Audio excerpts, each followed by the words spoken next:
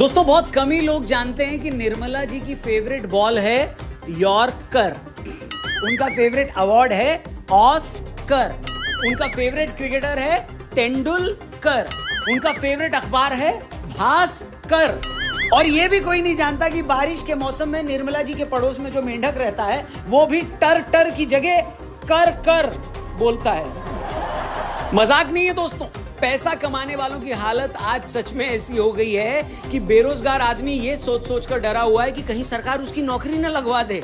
IT company में लाख रुपए महीने कमाने वाला बंदा भी ये सोच रहा है कि इस्तीफा दे देता हूं और गांव जाकर नरेगा मजदूर बन जाता हूं, 5 किलो फ्री सरकारी राशन लेकर अपना पेट भर लूंगा। वैसे भी शहर में 2500 तरीके के टैक्स भरने के बाद पैसा तो सिर्फ खाने लायक ही बचता है। हालत ये हो गई है कि बजट आने के बाद छोटे छोटे बच्चों ने अखबार में चेक किया कि निर्मला ताई ने उनकी गुल्लक में बंद पैसों पर तो कोई टैक्स नहीं लगा दिया। बहन को राखी पर शगुन देने वाले भी ये पूछ रहे हैं कि मैडम जी इस पैसे पर तो टीडीएस नहीं भरना पड़ेगा।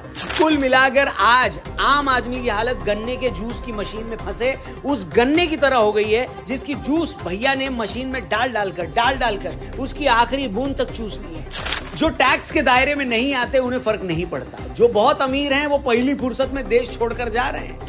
हेनली प्राइवेट वेल्थ माइग्रेशन की रिपोर्ट के हिसाब से पिछले 10 सालों में 48,000 करोड़पतियों ने भारत की नागरिकता छोड़ दी है। इस साल भी 4,000 से ज्यादा करोड़पति भारत छोड़कर दूसरे देशों में नागरिक बन जाएंगे। 82,000 लोगों को पिछले साल यूएस का ग्रीन कार्ड मिल गया। ले देकर बचा नौकरी पेशा मिडिल क्लास जो दोनों हाथों से सरकार की झोली भर रहा है। सरकार भी टोल नाके पर खड़े करप्ट हवलदार की तरह उसकी जेब में मौजूद एक एक कौड़ी उससे निकाल लेती है और फिर भी उसे शक होता है कि कहीं इसने अपनी बनियान की चोर जेब में कोई पैसा तो नहीं छिपा रखा। बजट आने के इतने दिनों बाद भी आपको सोशल मीडिया पर निर्मला ताई और मिडिल क्लास आदमी को लेकर जो इतने जोक्स दिख रहे हैं उनकी वजह भी यही है। मिडिल क्लास आदमी को आज ये भरोसा हो गया कि सरकार को उसकी रत्ती भर परवाह नहीं है, क्योंकि वो बेचारा ना तो सरकार के लिए वोट बैंक है और न ही वो अपने हक के लिए सड़क पर आएगा। इसलिए इसको जितना निचोड़ सको निचोड़ो। तो आज के फनतंत्र में हम मिडिल क्लास आदमी की इसी ट्रेजेडी पर खुल के बात करेंगे। हम ये जानने की कोशिश करेंगे कि क्या वाकई मिडिल क्लास आदमी की ये शिकायत जायज है कि सरकार उससे लेती तो 10 हाथों से है मगर देती कुछ भी नहीं है, या फिर कहानी कुछ और ही है। तो आइए इसी पर खुलकर बात करते हैं। वीडियो पसंद आए तो इसे अपने दोस्तों से जरूर शेयर करना और चैनल सब्सक्राइब करना। शुरू करते हैं। नमस्कार दोस्तों, आप देख रहे हैं फनतंत्र, मैं हूं रौनक। आज के वीडियो में हम सिलसिलेवार तरीके से आपको बताएंगे कि बजट के बाद मिडिल क्लास आदमी इतना फ्रस्ट्रेटेड क्यों है, उसके इस गुस्से की वजह क्या है। हम एक एक करके सारी बातें आपको बड़े सिंपल अंदाज में डिटेल में समझाएंगे। लेकिन उससे पहले मैं आपसे कहना चाहूंगा आप हमारे पॉडकास्ट चैनल को भी जरूर सब्सक्राइब करिएगा, क्योंकि इसी बजट और टैक्स के बारे में हमने अपने पॉडकास्ट में संजीव सान्याल सर से बातचीत करी थी। तो उन्होंने क्या जवाब दिया था वो सुनना भी आपको चाहिए, क्योंकि बड़ा इंटरेस्टिंग जवाब था उनका। और ऐसे कई पॉडकास्ट जो हम करते हैं उसके छोटे छोटे क्लिप्स आपको the Raunak podcast YouTube channel पर मिलेंगे। तो डिस्क्रिप्शन में उस चैनल का लिंक दिया है, उस चैनल को भी जरूर सब्सक्राइब करिएगा। आइए शुरू करते हैं हमारी आज की वीडियो। टैक्स कौन कौन देता है, इसका बड़ा सिंपल सा आंसर है हर कोई। आपको बाजार में बिस्किट खरीदने से लेकर पेट्रोल भरवाने तक, थिएटर में फिल्म देखने से लेकर रेस्टोरेंट में खाना खाने तक, शायद ही कोई चीज या सर्विस ऐसी होगी जिस पर आप सरकार को टैक्स नहीं देते। कुल मिलाकर ऐसी 1300 चीजें या सर्विसेज हैं जिन्हें खरीदने पर हम सरकार को टैक्स देते हैं। इसीलिए टैक्स भरने के बदले सरकार से शिकायत करने का हक तो हर किसी को है। लेकिन फिर भी इनकम टैक्स भरने वालों का केस थोड़ा अलग है। इसे ऐसे समझें कि भारत की कुल आबादी 140 करोड़ के आसपास है। इस 140 करोड़ लोगों में पिछले साल सिर्फ 4 करोड़ लोगों ने इनकम टैक्स दिया। मतलब देश की टोटल पॉपुलेशन का सिर्फ 2.86% लोगों ने टैक्स भरा। मतलब ये रिकॉर्ड तो हिंदुस्तानी लॉन्डो के टिंडर पर लेफ्ट स्वाइप होने से भी ज्यादा बुरा है। अब इन 4 करोड़ लोगों में बिजनेसमैन भी हैं और नौकरी पेशा भी। अब हो ये रहा है कि बिजनेसमैन जिन्हें ये लग रहा है कि इंडियन गवर्नमेंट टैक्स बहुत लेती है, यहाँ क्वालिटी ऑफ लाइफ अच्छी नहीं है, वो तो अपना बोरिया बिस्तरा समेटकर पहली फुर्सत में विदेशों में सेटल हो रहे हैं। पिछले 10 सालों में 48,000 भारतीय करोड़पति विदेशों में सेटल हो चुके हैं। 2023 में 6,500 HNIs यानी हाई नेटवर्थ इंडिविजुअल्स भारत छोड़कर विदेशों में सेटल हो चुके हैं। ये लोग भारत छोड़कर यूएई, सिंगापुर, अमेरिका, ऑस्ट्रेलिया, पुर्तगाल, यूके जैसे देशों में सेटल हो रहे हैं। ये लोग या तो सीधे बड़ी इन्वेस्टमेंट करके उन देशों के सिटीजन बन जाते हैं या फिर सीधे पैसे देकर वहां की नागरिकता खरीद लेते हैं। जैसे अमेरिका जैसे देश में आप $9 लाख डायरेक्ट इन्वेस्ट करके वहां के ग्रीन वीजा के लिए अप्लाई कर सकते हैं। ब्रिटेन में 18 करोड़ रुपए, न्यूजीलैंड में 11 करोड़ और कुछ कैरेबियन कंट्रीज में आप 72 लाख रुपए देकर भी वहां के सिटीजन बन सकते हैं। इतने बड़े लेवल पर अगर अमीर लोग भारत छोड़ रहे हैं तो उसकी सबसे बड़ी वजह है टैक्स। इन्फोसिस के फॉर्मर सीईओ मोहनदास पाई ने पिछले साल ऐसी ही एक खबर पर ट्वीट करके लिखा था कि भारत में बिजनेसमैन के लिए जिस तरह के हालात हैं, जैसे टैक्स हैं, उसी कारण इतने बड़े लेवल पर लोग दूसरी कंट्रीज में सेटल हो रहे हैं और ये भारत के लिए बड़ा लॉस है। भारत छोड़कर जाने वाले इन अरबपतियों को लालच ये रहता है कि वहां जाकर भारत जैसे मोटे टैक्स से बचा जा सकता है। हेल्थ से लेकर एजुकेशन तक वहां भारत से अच्छी फैसिलिटीज मिलेगी और वहां की एयर क्वालिटी भी यहां से बेटर होगी। मैं यहां एयर क्वालिटी की बात इसलिए कर रहा हूं दोस्तों क्योंकि हिंदुस्तान आज की तारीख में दुनिया का सबसे प्रदूषित देश है। हर साल 10 लाख लोग सांस की बीमारी की वजह से मर रहे हैं। अब आप कितने भी अमीर क्यों ना हो, आप चाहें तो बाजार से कितनी भी महंगी गाड़ी क्यों ना खरीद लें, मगर आप चाहकर भी अपने लिए अलग से नीला आसमान तो नहीं खरीद सकते ना। आप गाड़ी के शोरूम में जाकर ये तो नहीं बोल सकते कि भैया मुझे गाड़ी के साथ साथ एक खाली सड़क भी दे दो। बस इसी खाली सड़क, नीले आसमान और साफ हवा के लिए ये हाई नेटवर्थ इंडिविजुअल्स हर साल हजारों की तादाद में भारत छोड़ रहे हैं। खैर, ये तो हुई बिजनेसमैन की बात, जिनके लिए करोड़ों रुपए इन्वेस्ट करके दूसरे देशों में सेटल हो जाना कोई बड़ी बात नहीं है। उन्हें लगा भारत में टैक्स ज्यादा है, फैसिलिटीज नहीं है, तो चलो मूव कर लेते हैं। मगर नौकरी पेशा आदमी किधर जाएगा? हेलो, अगर हम बिजनेसमैन के मुकाबले एक सैलरी टैक्स पेयर को कंपेयर करें तो उसे सुनकर खुद मगरमच्छ की आंख में भी असली आंसू आ जाएंगे। मुझे अपने घर जाना है, मुझे घर जाना है। एक सैलरीड आदमी जिसको हर महीने टीडीएस कटने के बाद सैलरी मिलती है, वहीं बिजनेसमैन के पास ये ऑप्शन होता है कि वो पहले बिजनेस के अपने सारे खर्चे बताए, फिर उसके बाद ये बताए कि इन खर्चों के बाद उसका प्रॉफिट कितना है। मगर सैलरीड आदमी के लिए सरकार को लगता है कि इसके तो क्या ही खर्चे होते होंगे, इसको कंपनी जो पैसा दे रही है इससे तो अभी सीधा गुलछर्रे उड़ाएगा।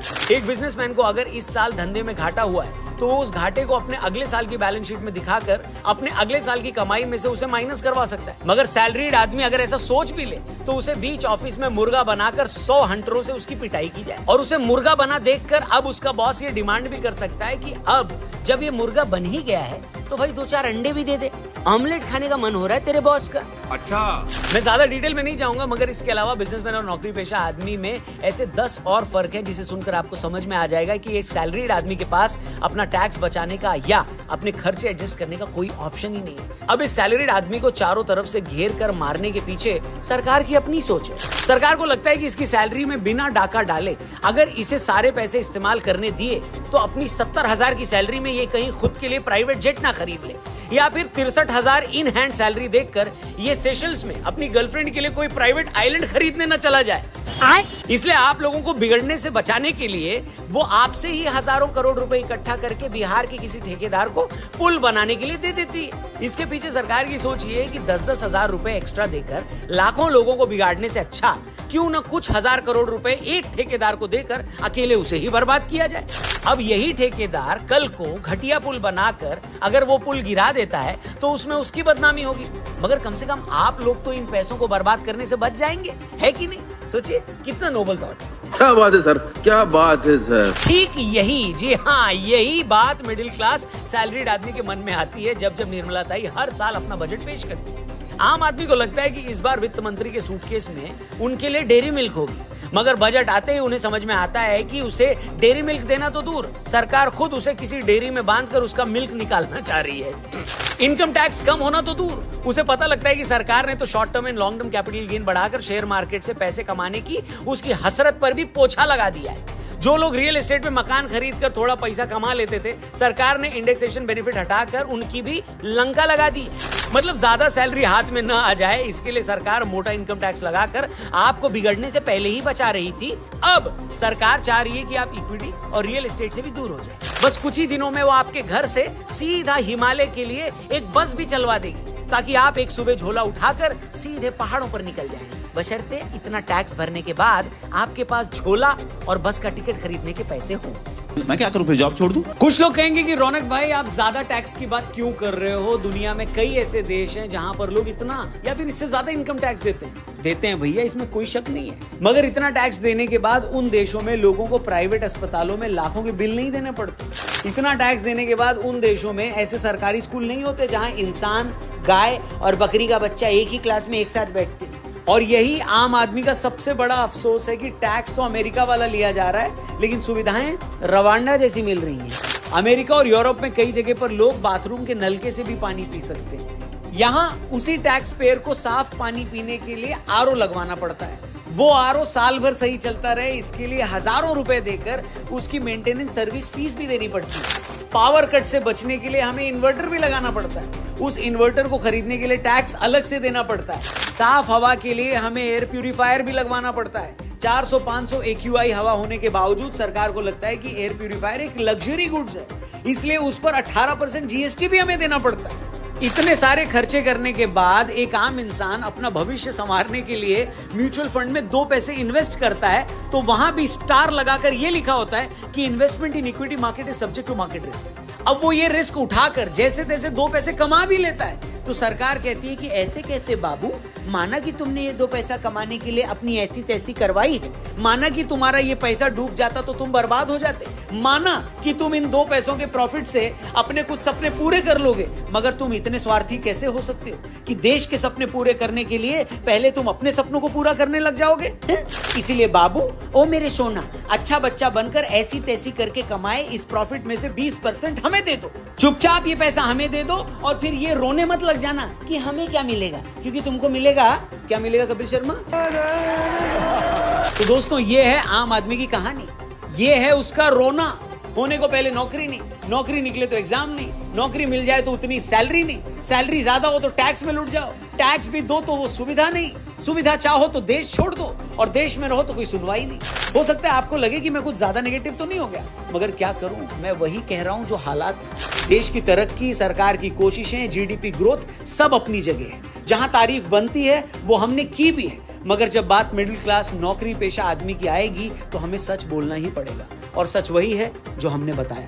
बाकी आपको क्या लगता है, हालात क्या हैं? क्या हालात वही है जो हमने बताया, या उससे कुछ बेहतर है, या कुछ और ही है? जो भी आपको इस मैटर पर लगे वो कमेंट करके जरूर बताना, और वीडियो अगर आपको सही लगी हो तो इसे अपने दोस्तों से जरूर शेयर करना। Thank you for watching. Channel subscribe करके जाइएगा। अपना ख्याल रखिए। जय हिंद, जय भारत।